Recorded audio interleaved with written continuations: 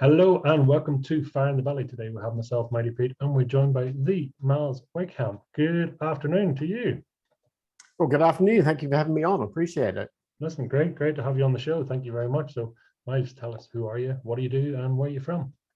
Well, I'm one of those weird Americans with an Australian accent. I was born in a town in South Australia called Adelaide, and I grew up there, and then I left and came to the big old United States and tried to make a name for myself. And I guess that's the whole reason we'll have a story about to talk to today.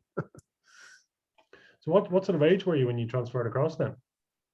25. Let me go back in time. I'll kind of lead you into it. To get people to the end point, so this doesn't become kind of a boring tale that goes nowhere.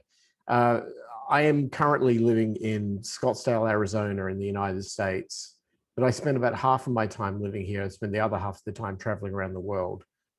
We have properties in different places in the world, and I've been very lucky enough in my life to do very well out of money and finance and business and stuff like that.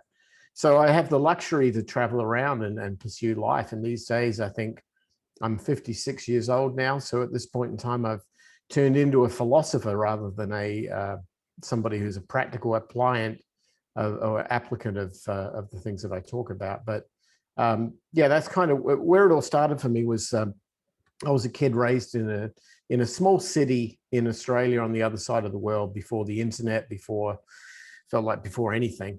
Grew up in the 60s and the 70s there, and was what they called a free range kid. What that meant was that basically we were allowed to ride our bicycles without being told we were going to get hit by cars, and we could go running off having adventures without people telling us we were going to get kidnapped and all that sort of stuff. And then so my parents sort of let me grow up as a natural born kid with all my friends in the neighborhood, and we had those wonderful life experiences. And I realized, I think probably in my teenage years, that I came at a sort of a crossroads in my time, that I'd been raised as a musician when I was very young, and ended up joining the local junior symphony orchestra when I was about 12. And then eventually went in high school and became very passionate with electronics and technology, and came to a certain crossroads where I sort of said, I sat down with my father when I was about, I guess, 14 or 15. I kind of had one of those typical teenage conversations you have with your dad that goes, what should I do with my life, Dad? Because I don't know, I'm 14 years old, right? And he said, in his ultimate wisdom, he said, you should either be a lawyer or you should be a computer programmer. And I said, well, neither of those sound very interesting to me at all. What about being a musician? He goes, look, I know you love your music and you're good at it, but the fact is you'll never make a career for yourself in that. You'll never be able to sustain yourself.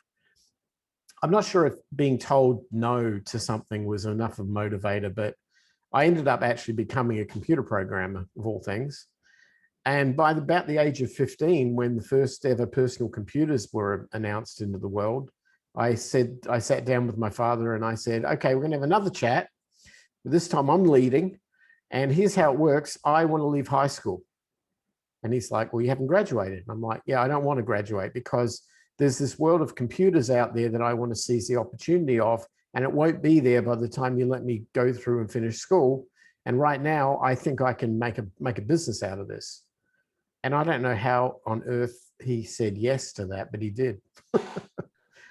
If my daughter came to me and said that, I'd probably freak out. But I guess that was one of the wonders of being a free range kid back then. You could ask for things, and as long as you were willing to take responsibility for what you did, you were given the rules, you're given the leash to do it. And so I did. Fast forward by 5 or so years, I ended up creating one of the first software companies in my hometown. I was working for everybody that was anybody. In fact, I was writing software for the very universities I never went to. I was writing software for running the Attorney General's department in my state in certain projects. I was writing software for forensic science labs. And I eventually wrote software that ran a $5 billion manufacturing program for some diesel electric submarines for the Navy. And I finished all of that before I was 24. See, back in those days, there wasn't any degrees in computer science that made any sense, and there weren't any career paths that were predetermined. We were creating an industry, we didn't have one. And so I've always found myself in that place, you know, in a place where an industry didn't yet exist, but I sensed something and I went with my gut and it paid off. So by the age of 25, I had done everything that I thought I could do in, I guess you call it what I would call a small town. And I had the opportunity to move to Los Angeles, and I did. And I came to LA with basically nothing. And through one weird series of events and another, I hooked up with a startup that was happening out in Southern California that years later became Amgen, the world's largest biotechnology corporation. And back in those days, they'd give you a bunch of stock options to try to entice employees because they had no product, there was no future. People didn't really want to take jobs there. And I'm like, I'll take anything I can get because I'm an immigrant. I have no idea, you know, no one knows my background. I've got to prove myself. So I took a job. 5 years later, I left there a millionaire. So it was like, this doesn't make sense. I mean, they just give you these stock options when you join, and the next thing you know, they've got a product and everybody's driving around in expensive European cars and flying money around. And it didn't make sense to me, and I didn't feel like I deserved it. But as it happened, I got a phone call from my hometown that my mother had taken ill and I had to go back to look after her. I had married my wife, who was American. She came back to Australia with me. We decided we were going to move there and try and go back to my hometown to start a life. That didn't really work out very well. Within 6 months of being there, I was divorced. Then some friends of mine took me on a road trip into the country to for New Year's Eve of the following year, to try and make sense of it all. And on the way back, we had a massive car accident. One of my friends died in it. I was disabled, crushed in the back seat of the car, lost half of my body in the process, and ended up spending 6 weeks in hospital, most of that in a coma. Came out of it at the other end, kind of a cripple with a divorce, lost half my money in that. I ended up thinking that the government was going to take care of me and, you know, they'd patch me up and I'd be able to get back to my normal life. They didn't. It ended up happening that the guy driving the car, a friend of mine, was being charged with negligent homicide because his girlfriend died next to him.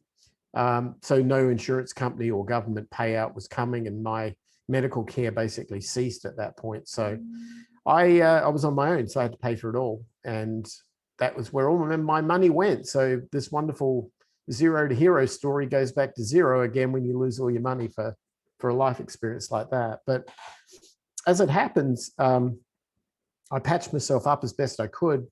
I ended up getting remarried to a girl I met down there, and we had a wonderful daughter. And about 5 years later, I guess it was about 1999, I got a phone call from one of the friends of mine I'd worked with at Amgen.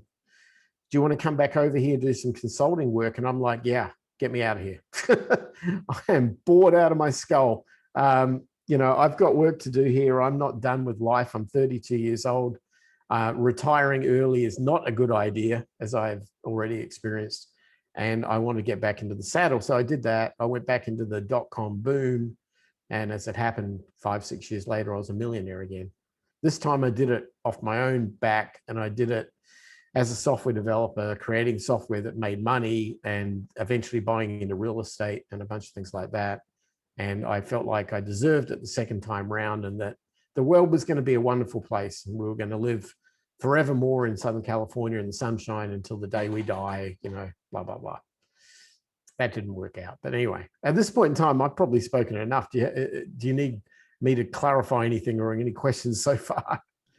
I just am curious because at the very start you talked about luck, and I'm just curious to know where luck comes into it for you, because there's some unlucky stuff in there, but you know, just I suppose different parts of your life. You're saying you were sort of lucky to sort of be in the right place or to get involved in the computer programming and stuff, but does luck come into it? What do you think?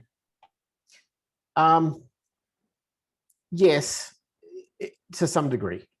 I think I've probably, having got, there's further chapters to this story, but having gone through those, I can look back now and sort of realize that the one thing that is true that's always been correct in my life is the statement that success equals when success comes when preparedness meets opportunity.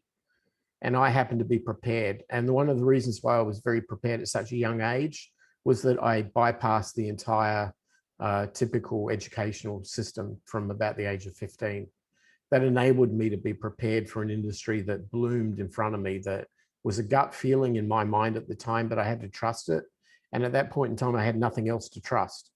So I trusted my gut that computers and technology would be something worth pursuing. And I sort of forgo everything around me at that.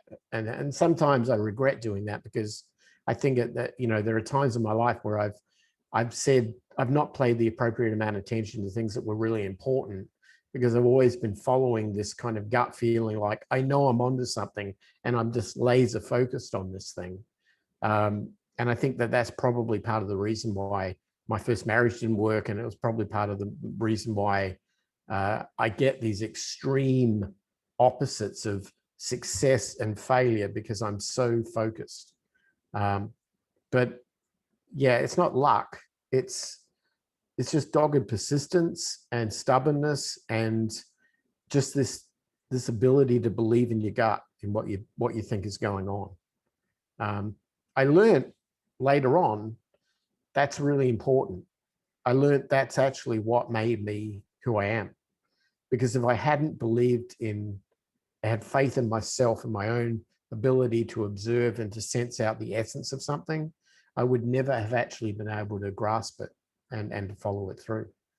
As it happens, after we settled into California and we were doing fine there, we had bought some property. We actually ended up moving to Arizona because the opportunities there were greater. And we bought a beautiful home in Scottsdale, and we still have it. We still live here. And then we started buying rental properties, because I was of the belief that owning the basic right of shelter on the kind of Maslow's hierarchy of needs, if you've ever studied that, the lowest level physiological needs, having a stake in that part of the game was the smartest thing to do. It turned out it was, but it turned out that I found myself, after buying a very large number of rental properties, 2008 happened. And I went from wealth to zero, or actually negative equity, and then found myself in a very difficult situation where I had to fund all of these mortgages that I'd bought for these that I got for these properties. As it happened, I was lucky enough to have a couple of properties in Australia at the time, which I sold, and they had done very well. So I came out with cash. And then I remember sitting outside of the back of our house in kind of a time when it was very stressful. And I was sitting there with my wife, we're having a cup of coffee in the morning. And I said to her, you know what? I could sit here and just wallow around in the pain and suffering of having to pay all these mortgages, and half their tenants had left, and there were, it was a really dismal time in the economy. Or I can take the contrarian position here and say, this is the best opportunity I'll ever have in my life to buy more real estate. So I took the money that I had and I bought literally streets of rental properties. Like, it's like playing Monopoly. You buy a bit here and a bit there. I bought the whole damn street. So she believed in me. I believed in me. By 2013, 2014, I was a multi-millionaire, because everything had returned back to normal. And to this day, it's been nothing but going up ever since. And so consequently, I've not actually had a real job per se since 1995. And I've never really had any issues, because I've always been able to have faith in my own ability to get out of a problem, even under a lot of insurmountable issues. I've also learned, I think, as I got older and raised a daughter and everything, that money is not everything at all.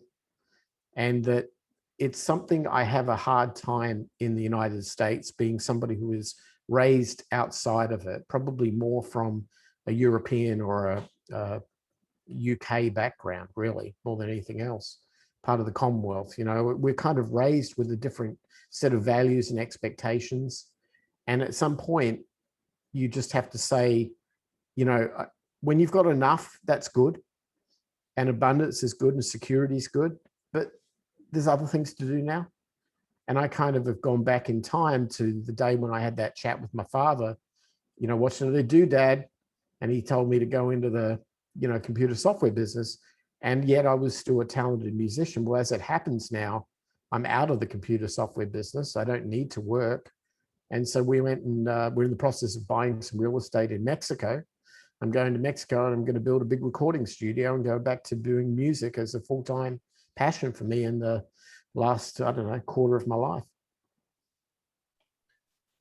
Just put a time scale on it here. I mean, it's either, when did you get into programming? I mean, you talked about 18 there. I mean, what sort of, when was that? What year? I think it was 1978, somewhere around there. So you were well ahead of yourself in terms of the market as we know now. I mean, this is cutting edge, right? Yeah, I got into CB radios when I was in my young teenage years with some friends, and I realized about how electronics work and got the soldering iron out, and I was the guy who'd pull things apart and kind of work out how they worked. And so at that time, it was kind of like a natural transition towards computers. The first ones came out with kits, so I could have gone with that, but I kind of didn't. I ended up really embracing them when they became a product you could buy in a retail store. And it was at that time that I realized these are fun to play games and write programs, but there's something here.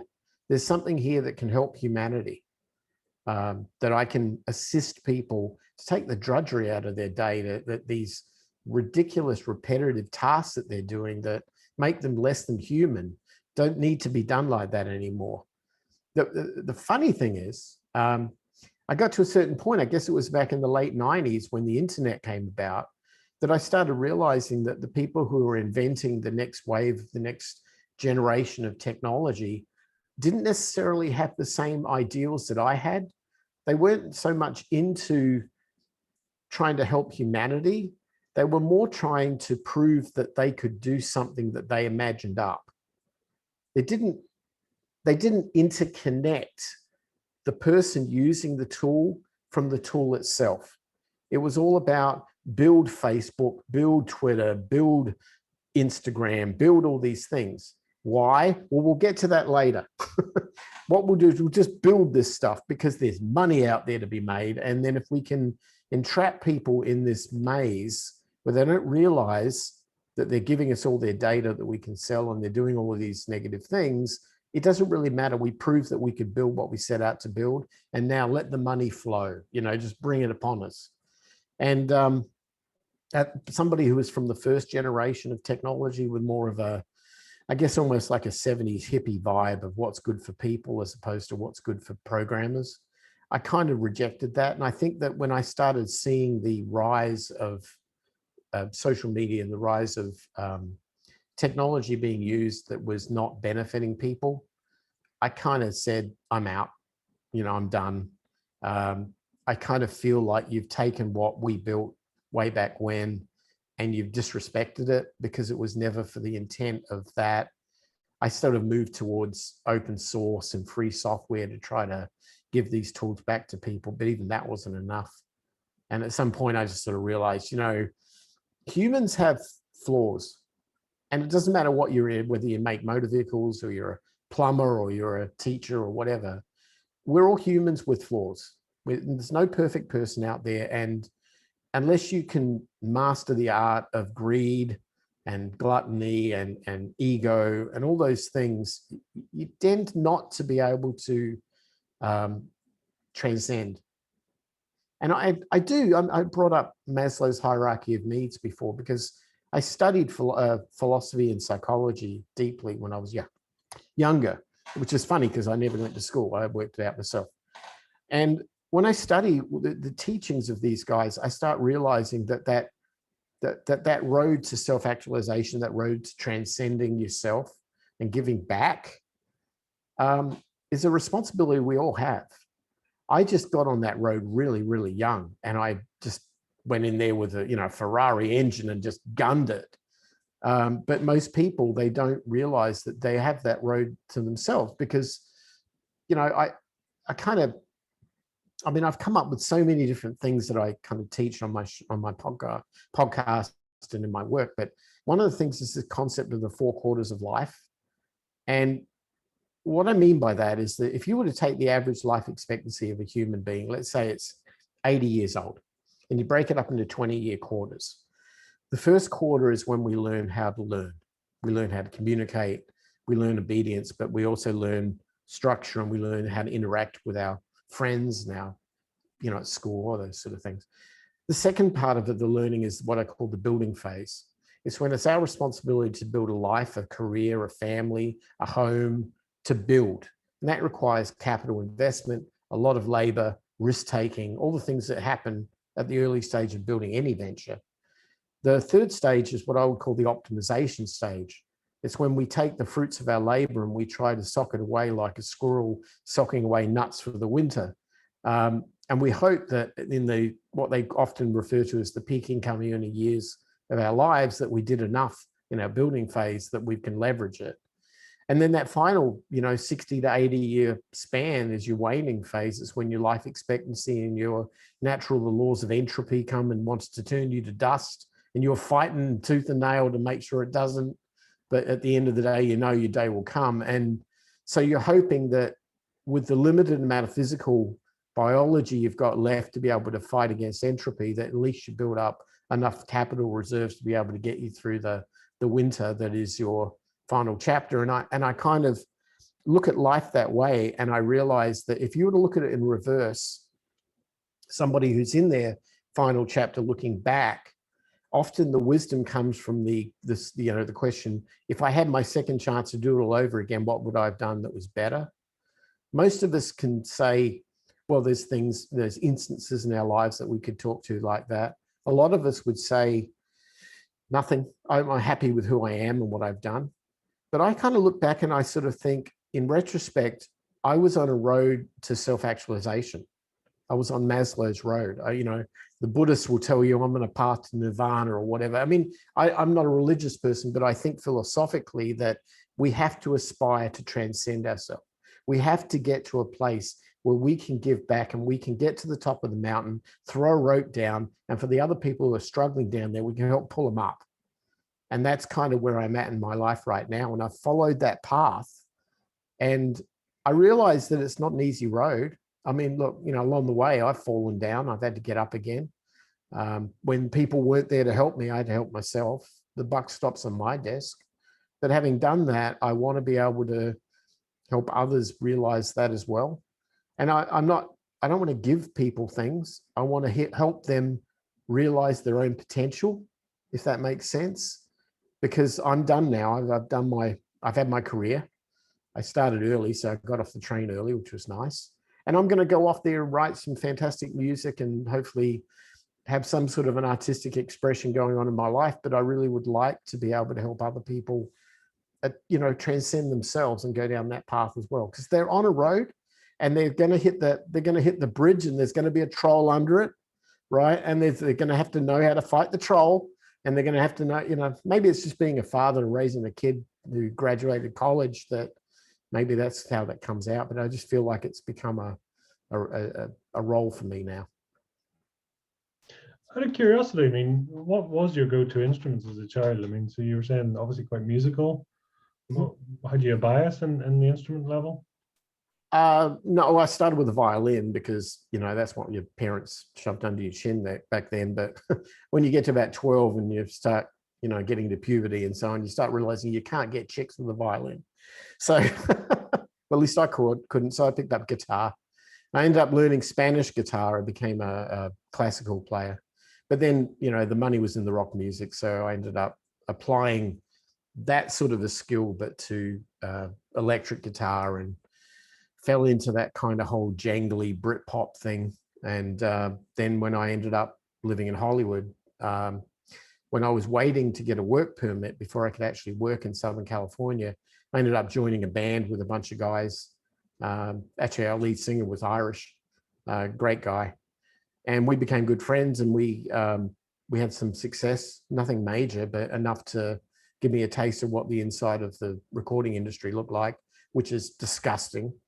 But I did get the chance to work in some fantastic recording studios. And then it's funny, you go into a recording studio and there's there's like the area where the musicians are that play the instrument, and there's glass. And then on the other side, there's all the technical guys, the engineers with the consoles and the lights flashing and everything. And it's kind of all exciting. And I started realizing after a while, hey, my technical skills are drawing me to the other side of the glass. Maybe I should be an engineer, or I should get into that. So I ended up, one of the guys who was producing one of our records was a guy who produced the Tears for Fears back in the 80s. And he ended up teaching me the art of recording. It was kind of a funny thing. It's like he needed to know about computer networking, and I knew all of that, and I knew about recording engineering. So I said, I'll swap you an hour for an hour.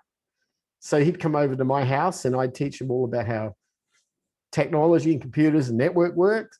And then he'd say, well, you come over to my place, and we'd end up in some recording studio in Hollywood, and he'd teach me about, recording, and I'd help him on some projects and so on. And one thing led to another. Ended up working with Capitol Records and doing recording work for them, sort of as a spec producer. And it was just wonderful. And the people that I met, the friends I made, were just out of this world, fantastic. And I look at that and think, if I had had my choice, that would have been my calling. I would have been happiest in that.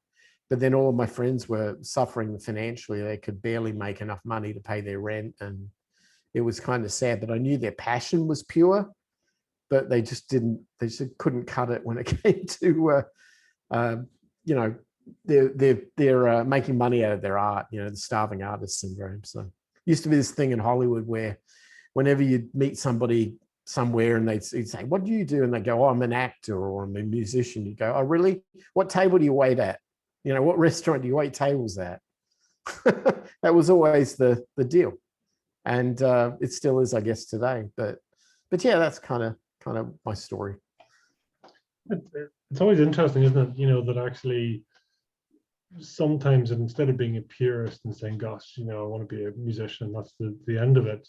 You've gone on a big circle and came back, right? But now you've got leverage, you've got opportunity, you've got the ability to back and to back yourself and to do what you want to do when you want to do it, however the hell you want to do it, because you've released all the burdens to do that now. I mean, is it a price that you're happy to have paid?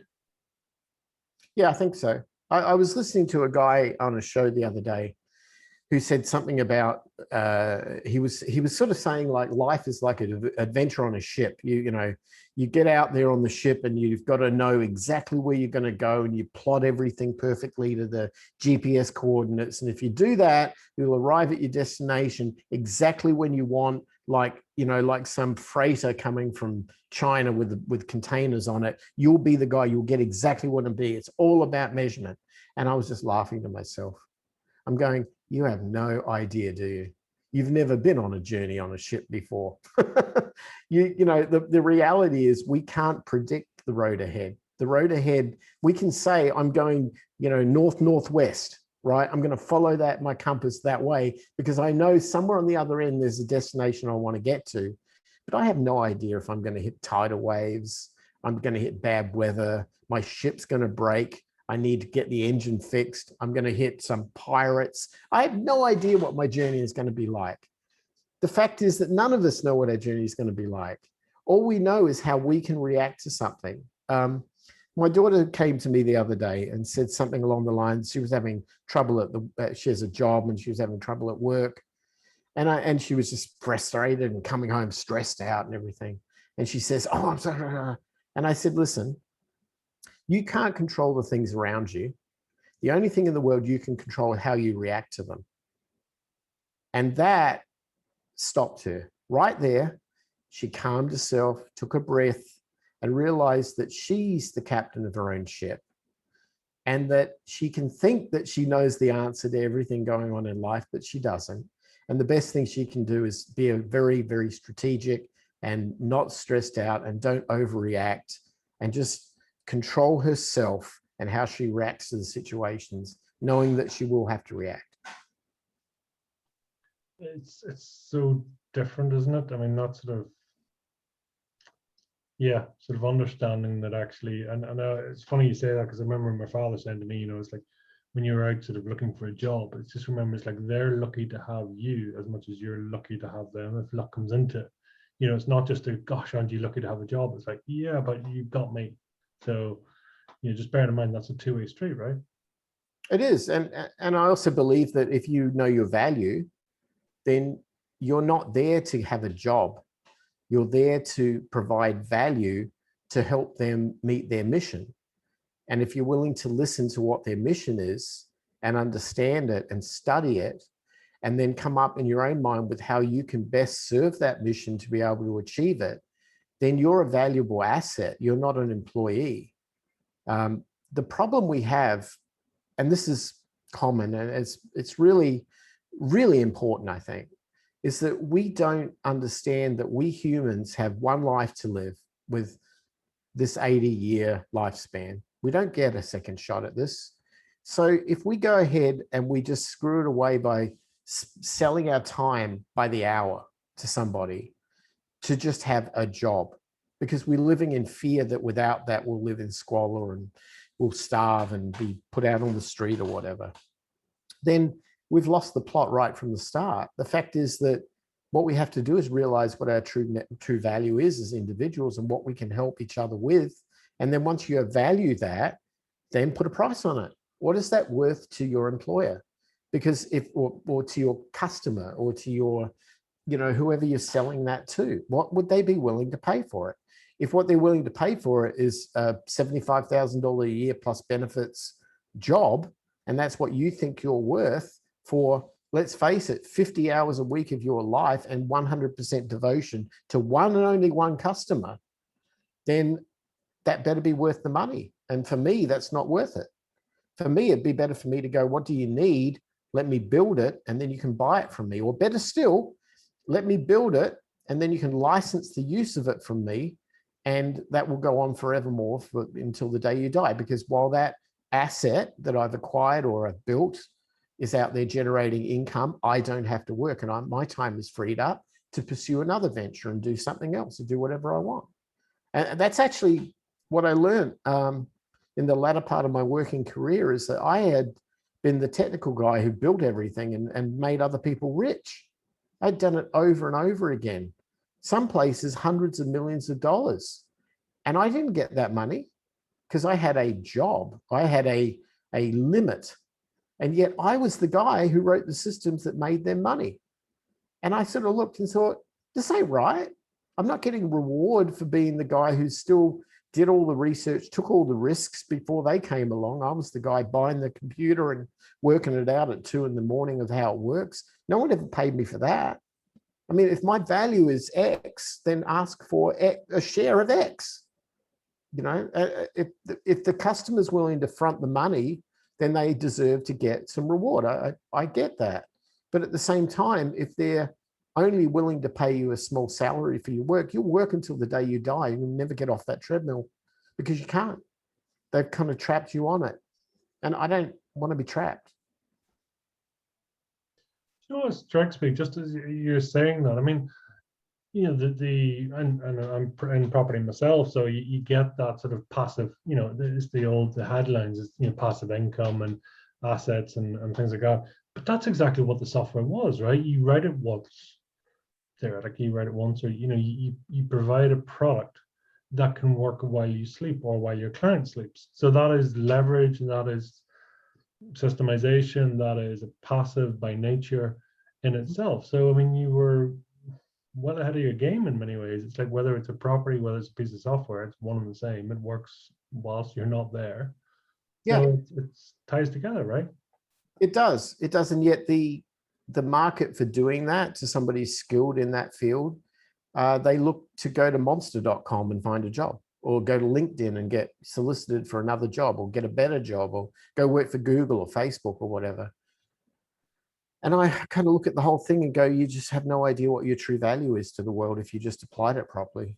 And that's, yeah, I agree. When I was a young kid, the thing that whenever I'd go into these computer stores, where the very, very first computer stores were out there, they had these software, which was like a cassette tape in a clear plastic bag hanging on a little hook on the counter with some typed up instructions for the game that somebody wrote or the invoicing program somebody wrote. That's how software was. And when I looked at that and I thought, do you mean to say that I could write something once and just keep recording cassette tapes and you'll buy it over and over and over from me? I mean, come on, man, I'm going to do that. I don't want to work for a living. But, you know, it didn't, I probably did everything in my power out of fear of not going out and doing something along those lines and just doing more, building a company that did custom projects for people. I did that out of fear. And I realized in retrospect, that was a stupid idea. I could have been Bill Gates if I wanted to. I just don't know if I really wanted to, that's all. At what point or what age did you become unemployable? When I went back to Australia, I came face to face with that. I had spent 6 years in LA. I had done this amazing thing.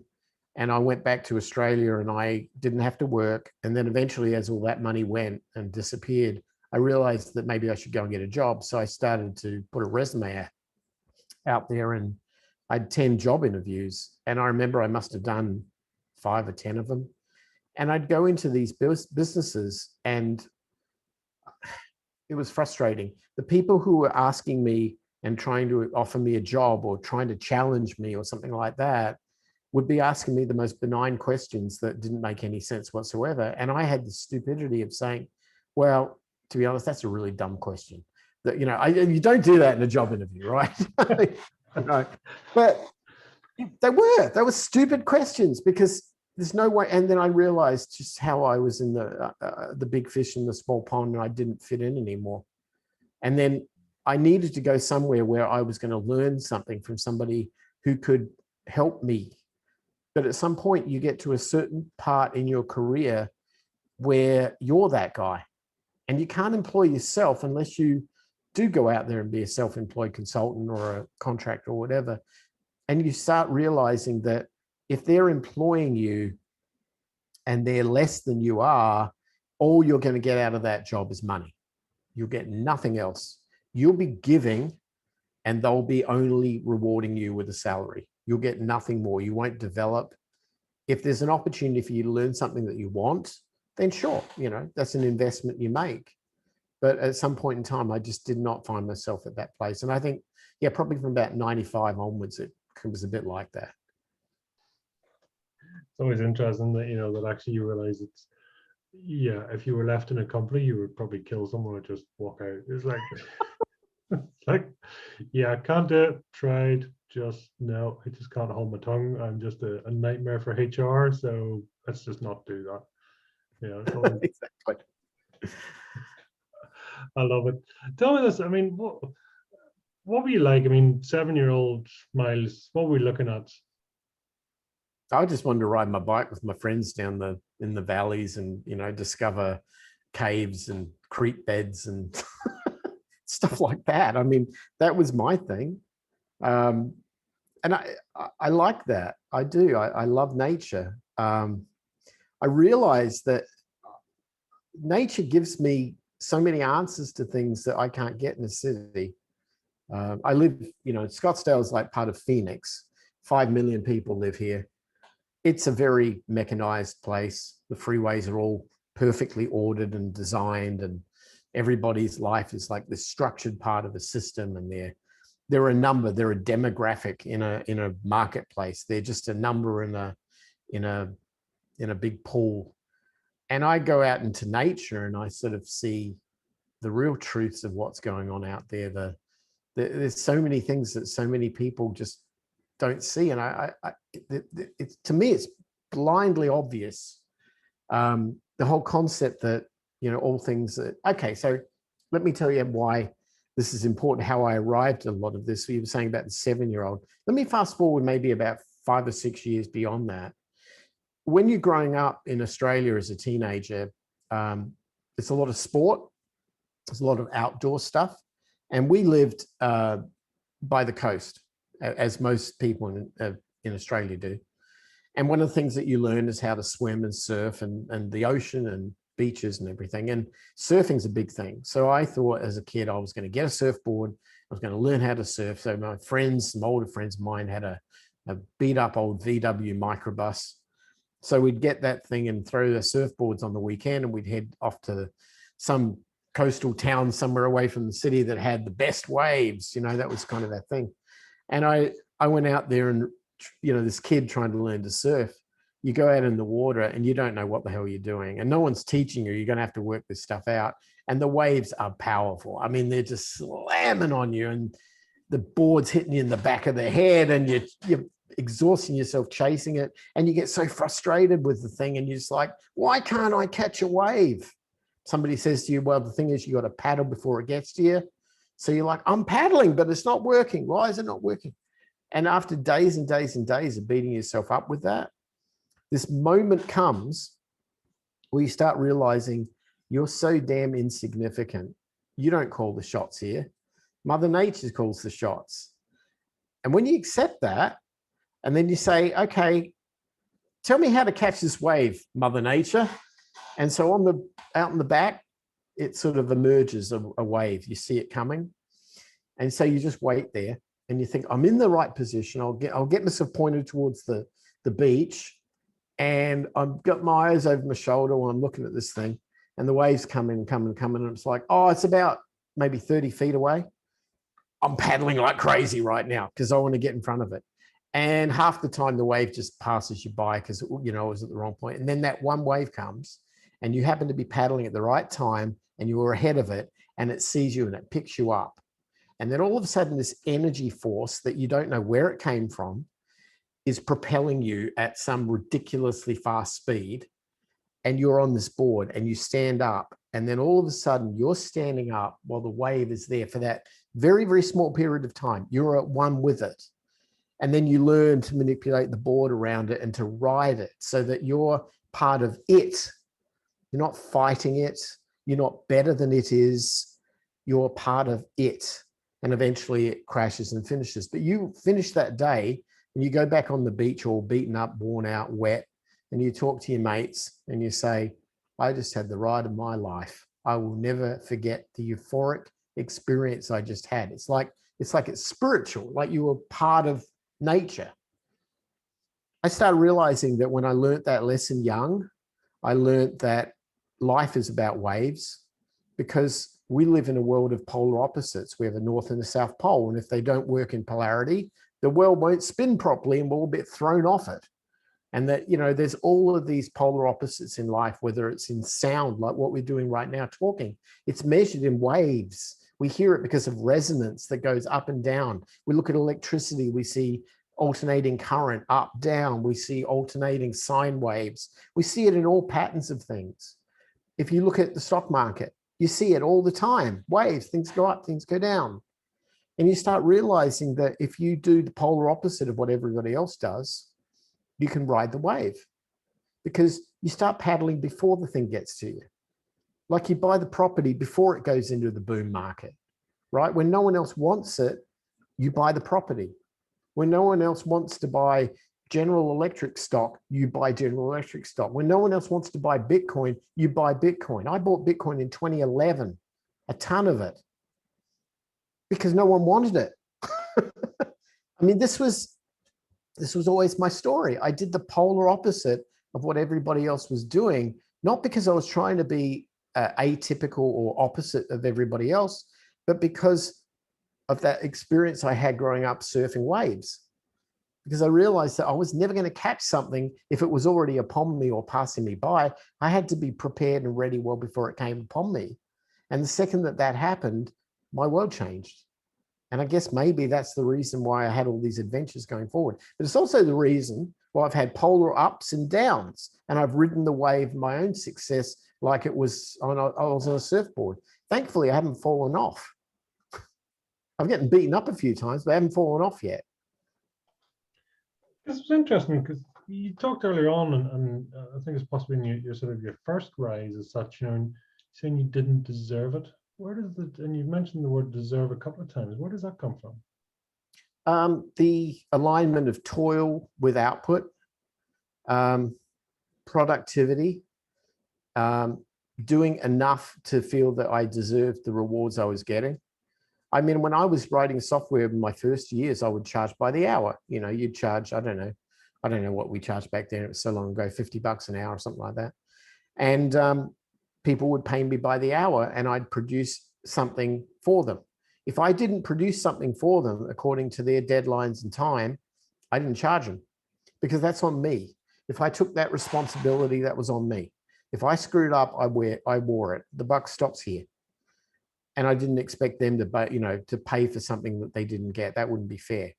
I guess maybe because of that mentality, that I felt that it was, if I wanted to earn $1 million, I had to work that number of hours times 50 to be able to equal the value, and I hadn't done it. I stepped in to do a job, and I felt like I did a very good job of the tasks that were given to me to do, and I helped build their infrastructure and their technology, but I didn't deserve that.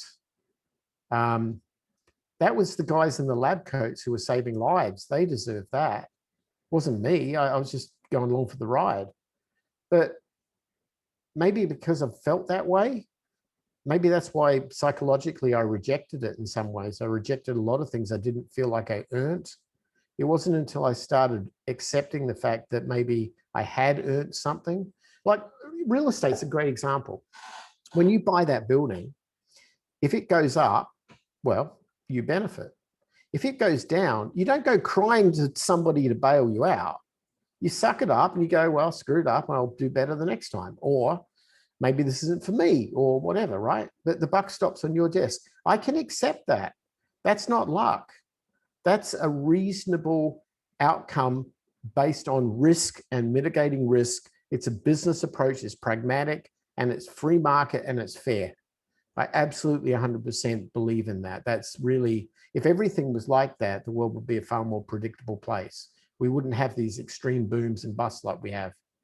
The problem is when people get things that maybe they didn't deserve, whether it's, I don't know, government stimulus checks, or whether it's Bitcoin or Wall Street bets or something like that, that they think that they had the underlying reason and they were willing to accept the rewards of all of that. But there was absolutely no risk on their part. There was no toil or mitigation, that they dodged that. They passed the buck to somebody else to be responsible for it. I don't buy into the fact they deserve to get the reward. I don't say take it away. I mean, look, I can't control them and their lives, the outcomes of these things. That's not for me to say.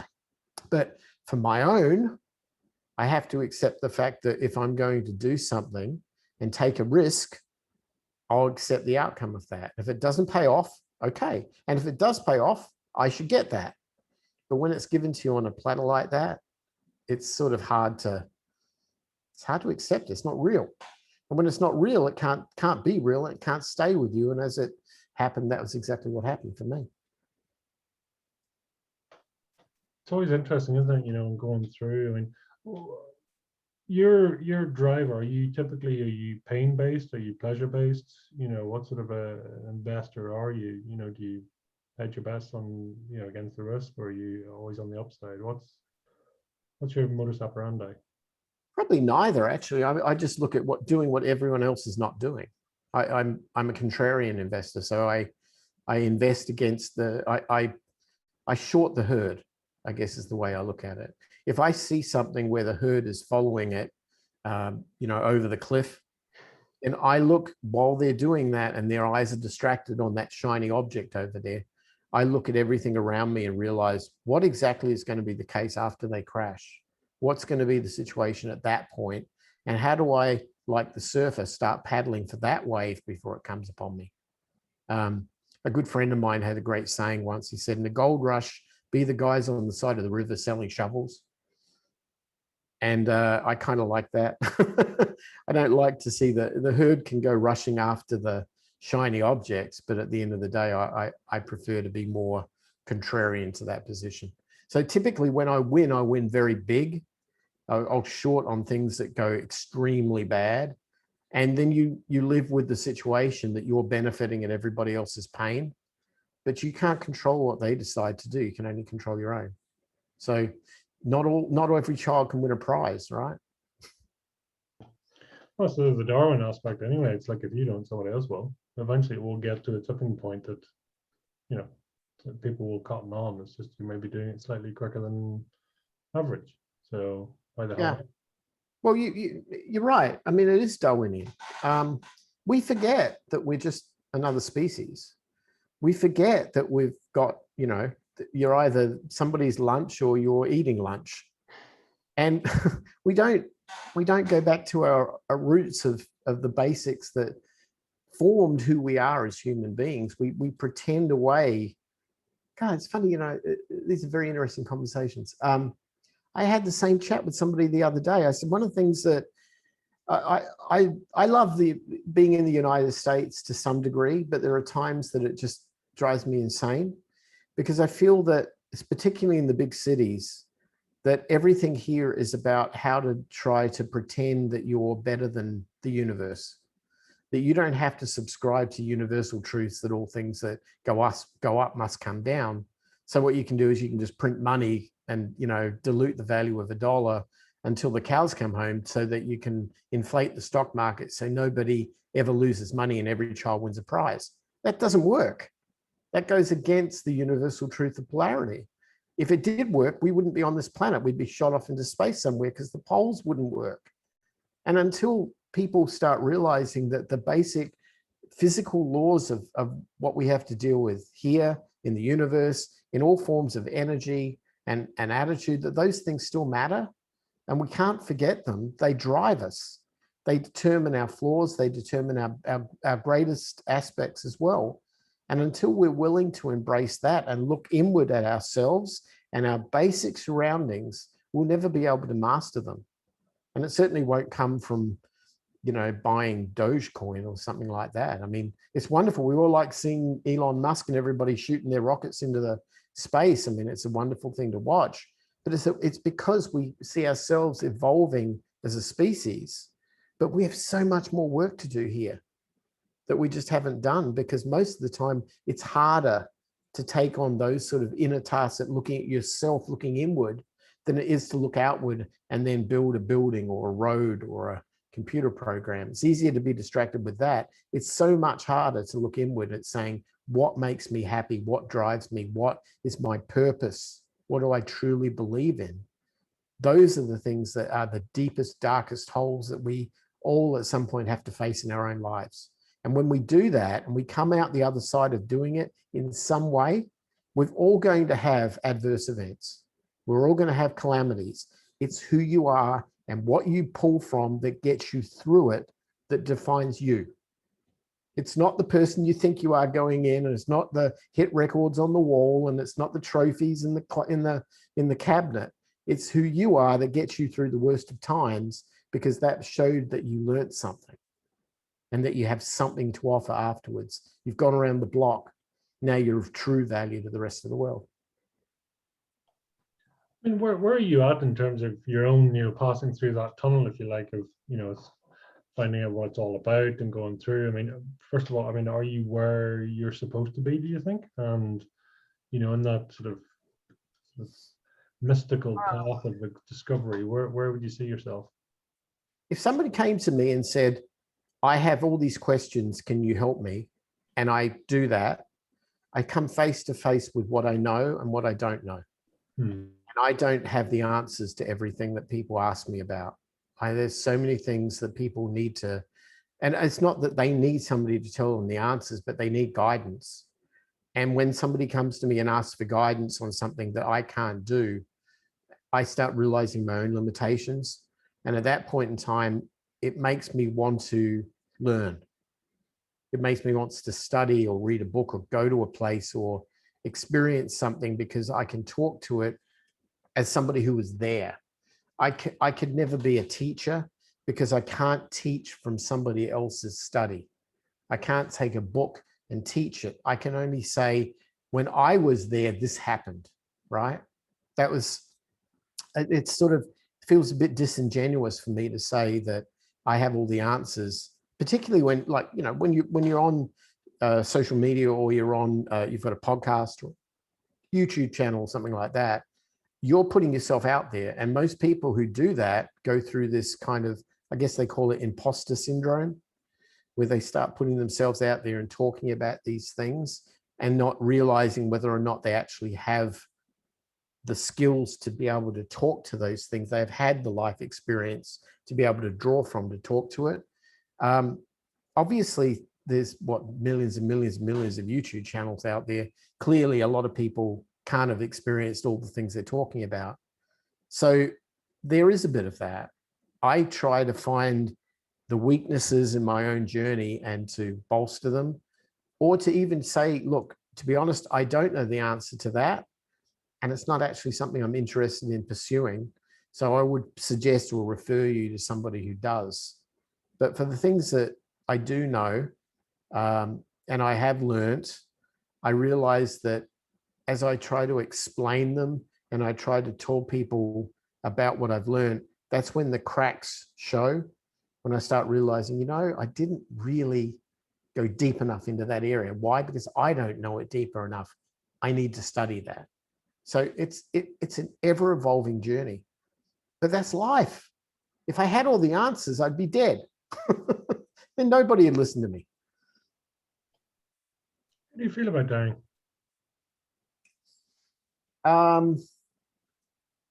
My father died when he was 67. He worked 40 years of his life for a big corporation. He was the guy who came in for early and went home late. And he did that tirelessly, devoted 100% to his job.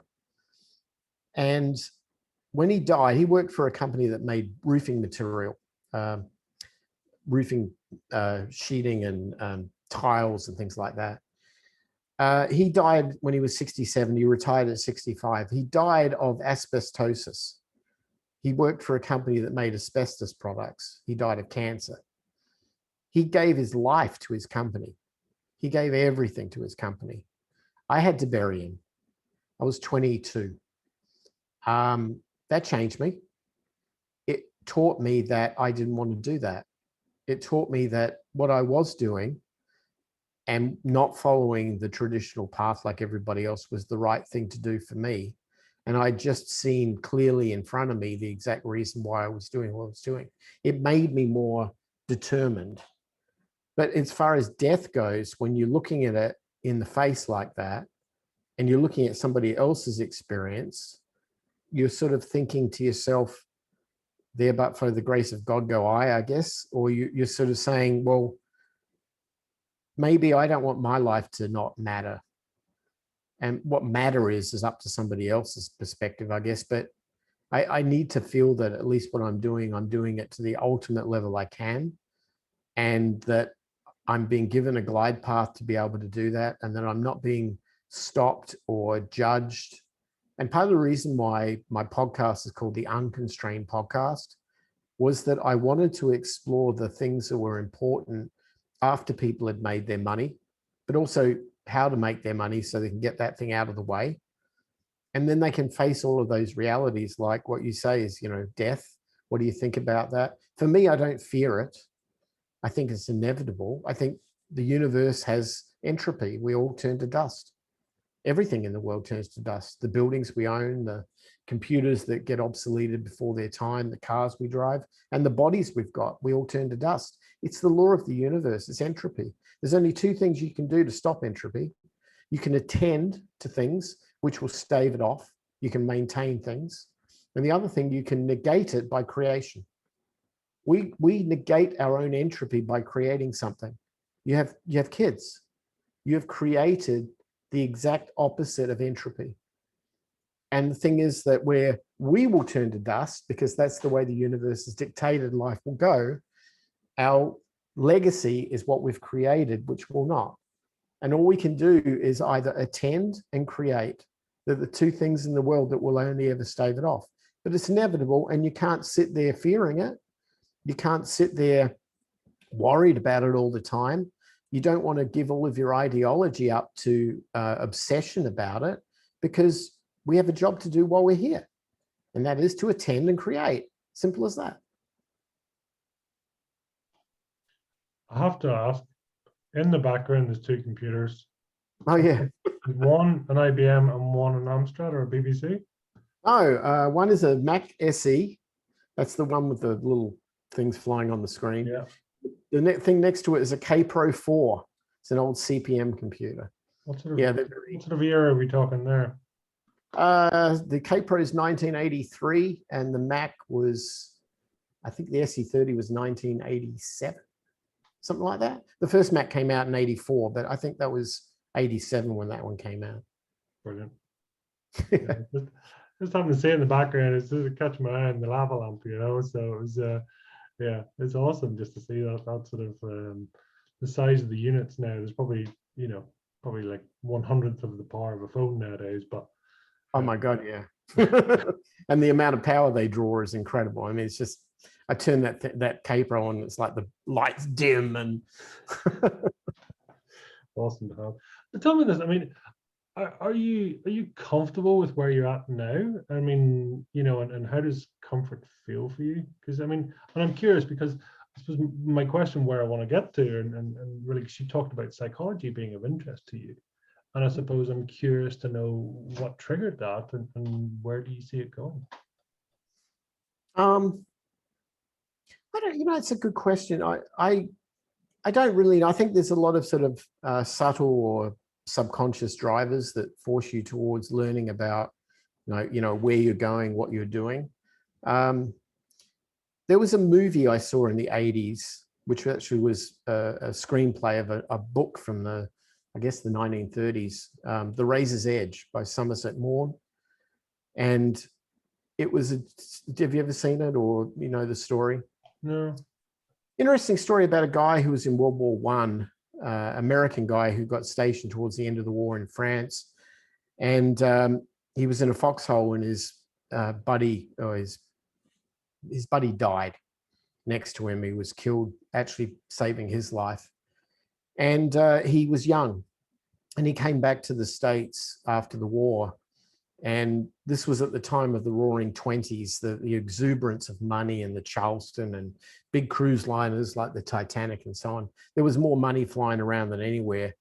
And this guy rejected it all because he realized that he had come up close and personal with death, and that it could have been him, but it was the guy next to him.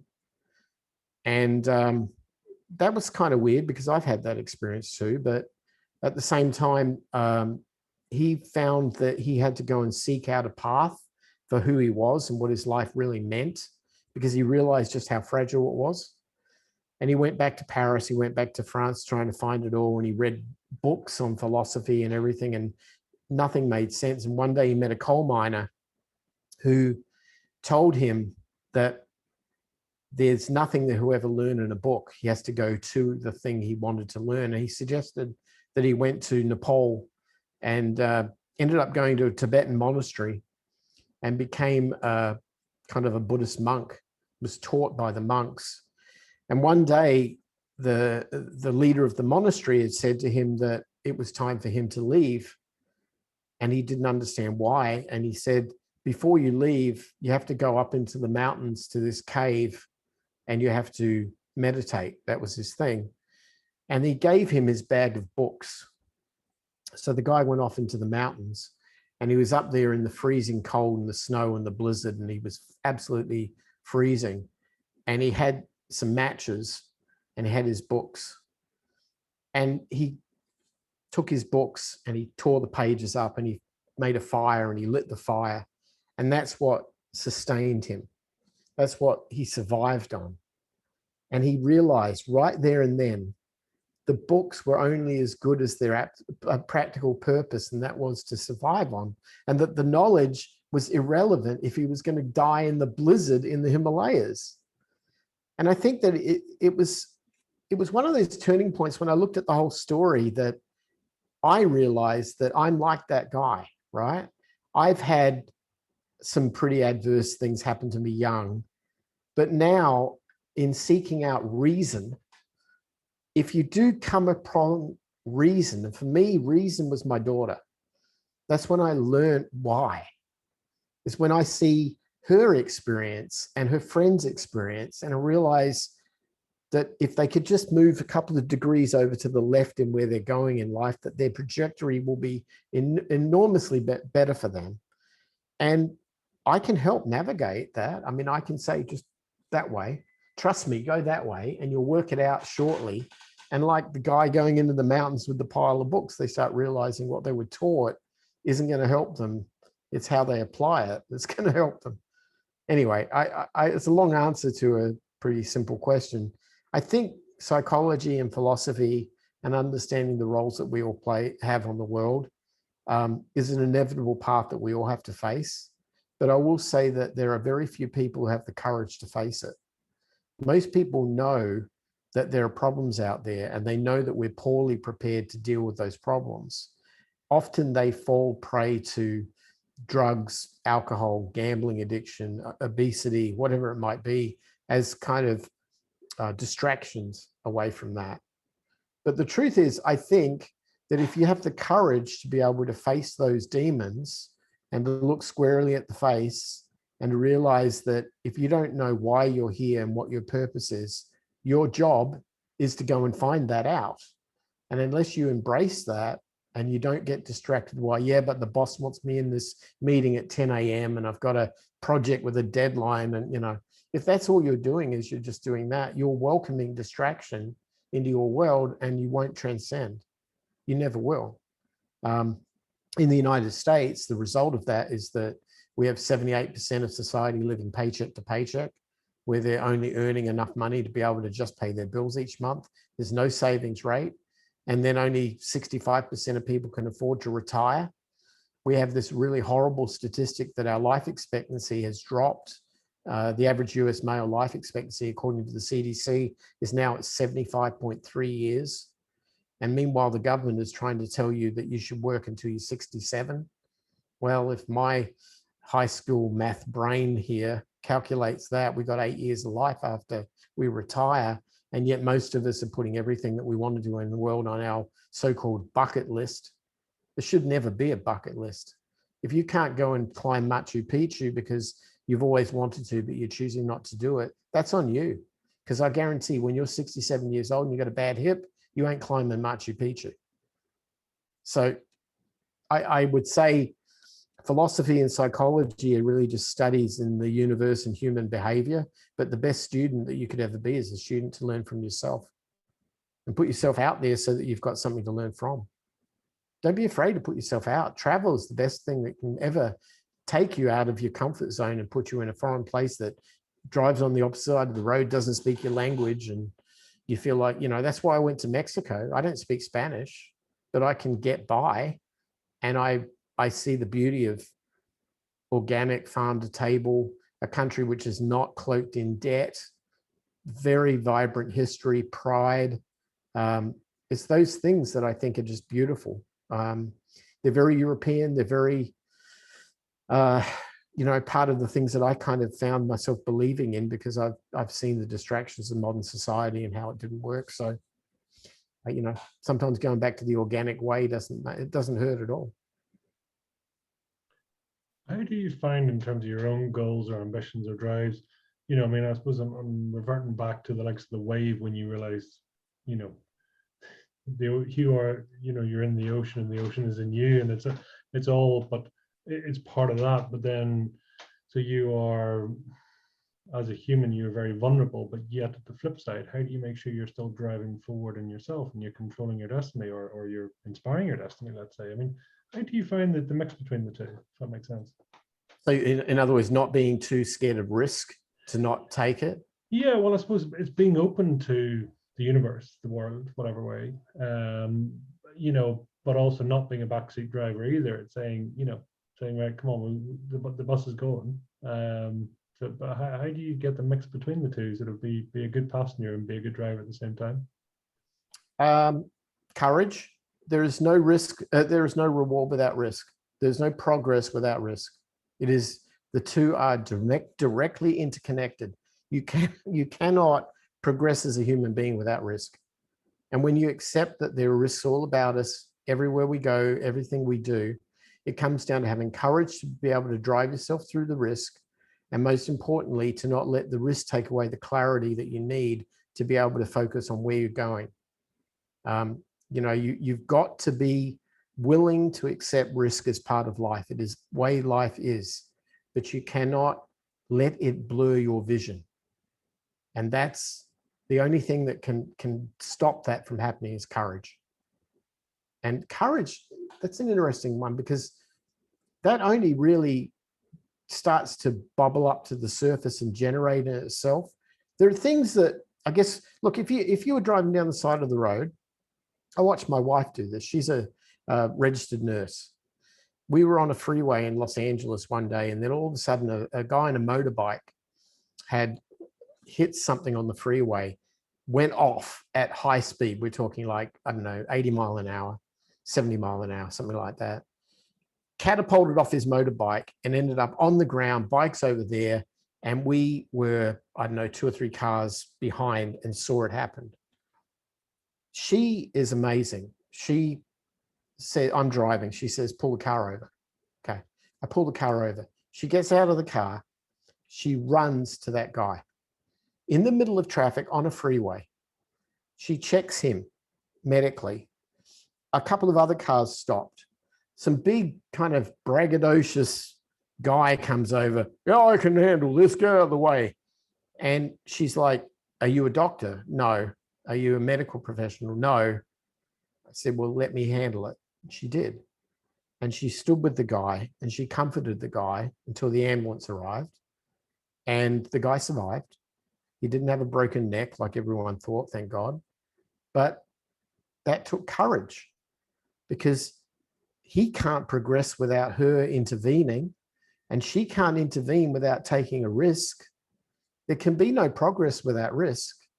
And to sit on the sidelines Monday morning quarterbacking the whole incident and saying, do this and do that, and be the A personality in the room, but have no skills to show for it, that ain't helping either.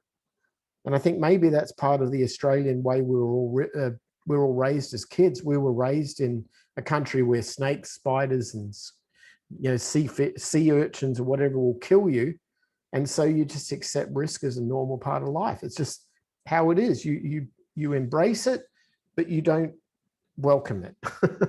you know when it's coming and you realize that it's there, but you don't entice it into your world if you can afford it. Some people do. They live in the world of adrenaline, and that's their thing. They want that. They're the evil Knievel's. But we're not, or at least I was never raised that way. I was raised to understand nature, respect it, and learn to live with it. And if you can handle yourself with sharks and crocodiles and jellyfish that'll kill you and spiders and snakes and all of that, and you can put that stuff out of your mind, put it aside and understand it, but don't become obsessed with it, then you can move forward. And I guess maybe that's just how I've tried to live life going forward, is to not be obsessed with the risk, but know that there is no progress without them. It's fascinating, isn't it, how different people you take, like say an accident or something happens, God forbid, but and how some people run toward it, some people run away from it, some people just stand there, and it's fundamentally, is it how we're programmed, do you think? Is it the psychology of us, and the, you want to see the true human is put them in that traumatic situation? It's intriguing, right? Well, I don't know. What would you do in that situation? What do you think your reaction might be?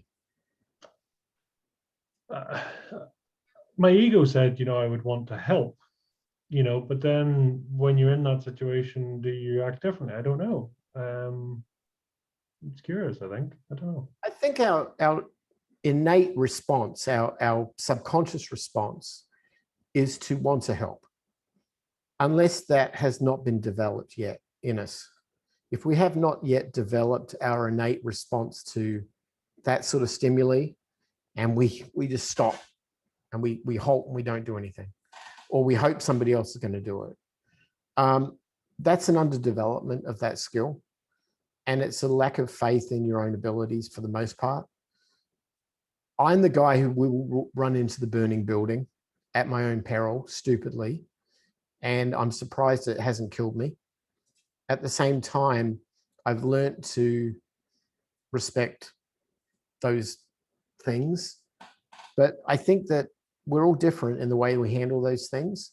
But it's curious as to program behavior, things that you learned at school, like understanding basic mathematics. We all tend to find that we can do those things. We don't shy away at the supermarket checkout of working out when they tell you how much something is going to cost, pulling out the right amount of cash. We don't, that's subconscious. We're programmed for that.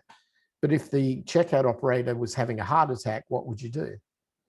I mean, I'd jump over the checkout and do what I can to try to help. I'd call for help. I'd engage.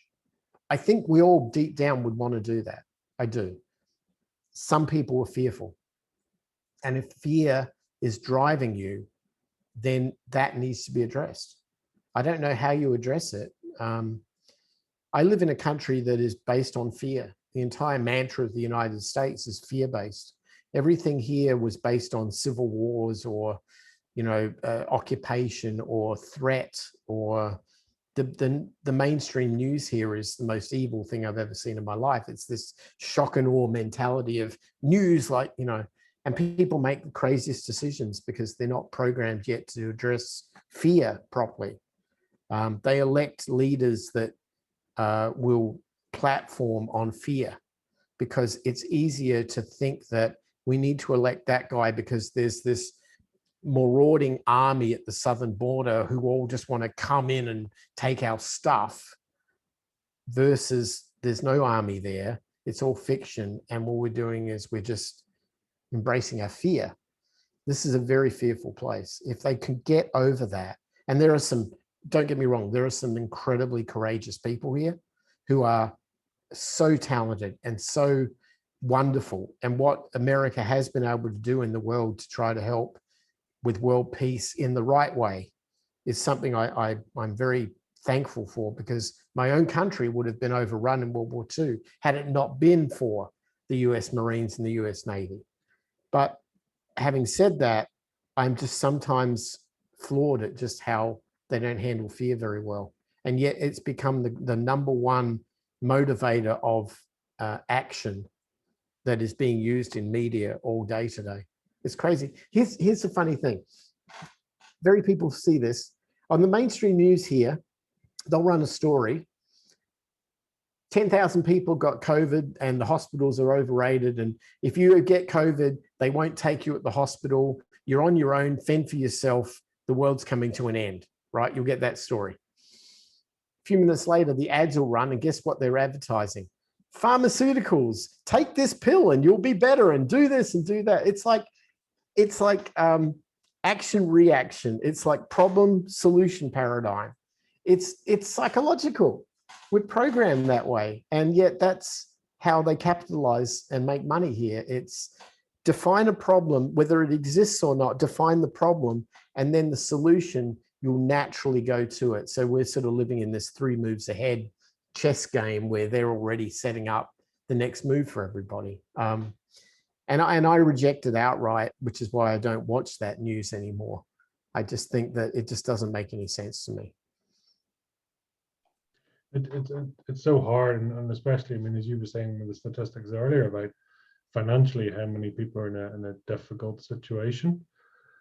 It's kind of them as individuals versus the marketing budgets of wherever. By the way, you're already on a back foot. So good luck with that one. See how you get on, right? Yeah. And then they will openly watch Jeff Bezos sail his rocket ship into space and come down and tell people how thank you to Amazon for making it possible, and thank you to all the Amazon customers for making it possible. Meanwhile, if you go into an Amazon warehouse, you see all of these people that aren't given enough time off to go for a bathroom break, and they're fighting against robots taking their jobs all the time. And you think this is right? And that's kind of, I don't know. I have to keep positive, and I have to realize that we humans can fix things as much as we can create problems. But we have a lot of problems here which are systemic, and they do make you kind of sort of want to run away sometimes, which is kind of what I do. I mean, I leave here half the year just to keep my sanity for the most part. Oh, what was a particularly high point and a particularly low point in your life?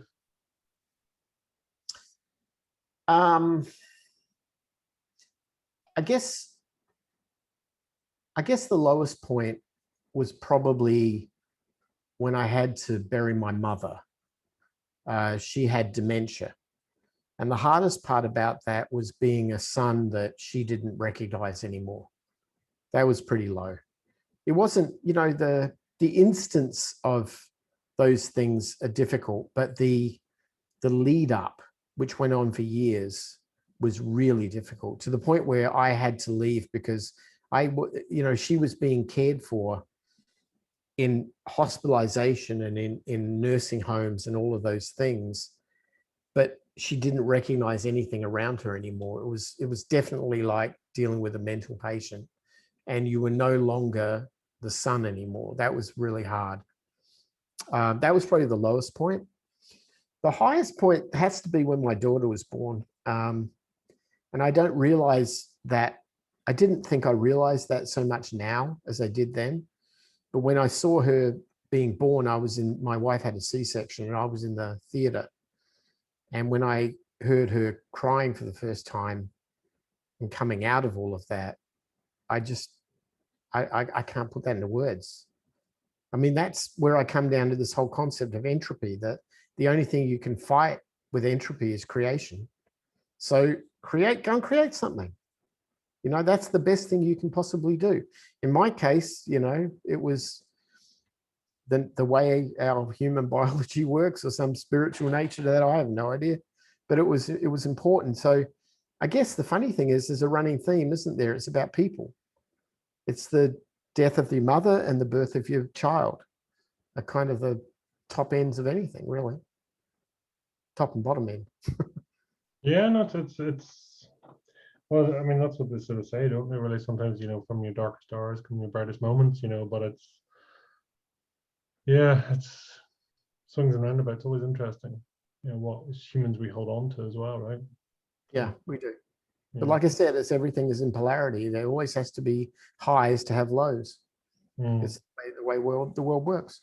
We don't ignore it. We can benefit from that. And like I said, if you're a surfer, you can benefit from it extraordinarily well, because you understand waves and you understand patterns, and you understand that all things that are up will come down and all things that are down will come up. Buy when they're down, sell when they're high. It doesn't take a high school graduate to tell you that. The deafening simplicity is just bypasses money, right? Yeah, exactly. What's the nicest thing someone could say about you? God, I don't know. I'm not the sort of person that ever wants to hear that. I've had people say some really nice things about my podcast or stuff that I've done in that, and that I'll accept, because that's talking about something I've created. But as far as talking about me, I honestly, if somebody wants to say something nice, I would probably reject it outright as either, well, you're just blowing smoke up my ass, or you're just, I mean, no, I don't remember those things, because I'm not doing that for personal recognition. But if I create something and somebody likes it, I love that feedback. That tells me that either I need to adjust something or I'm on the right path, and that I love.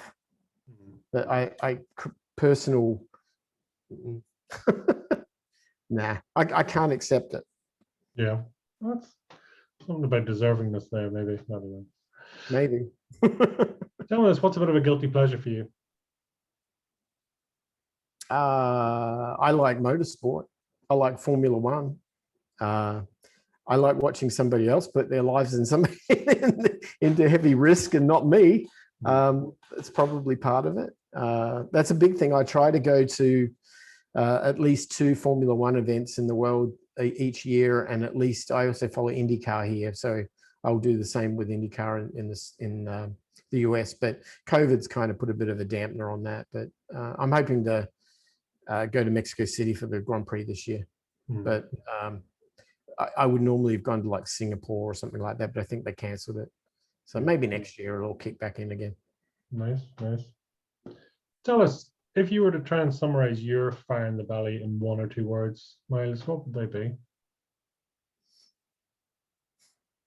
Well, don't ignore the universe, and know that success comes from when preparation meets opportunity. It's those 2 things, really. That's always held weight for me. It's not 2 words, but we'll let you away with it. Well, I'm sorry. Sorry, nobody listens. I don't know why I even bother asking. Say 2 words. Universe and flow. I'll take that. Yeah. Okay, that sounds good.